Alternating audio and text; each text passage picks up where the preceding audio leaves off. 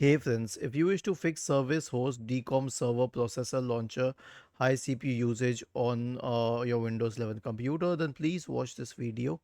I will guide you to the resolution. So the first solution is simply to restart your computer. Try this.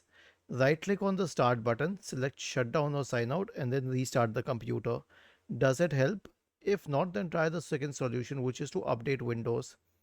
Right click on the start button and select settings from the menu.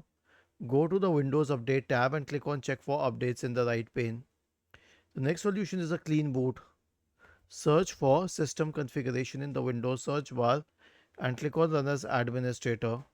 Go to the Services tab. Check the box associated with Hide all Microsoft services. If any other service is checked, click on Disable or Apply, OK, and then restart the computer.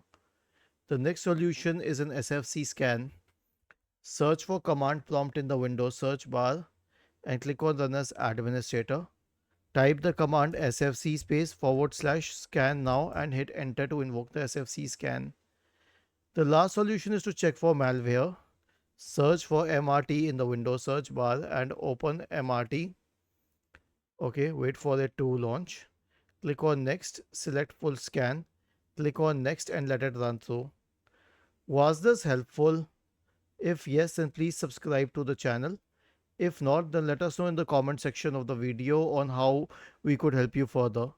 Thank you for watching this video and have a nice day.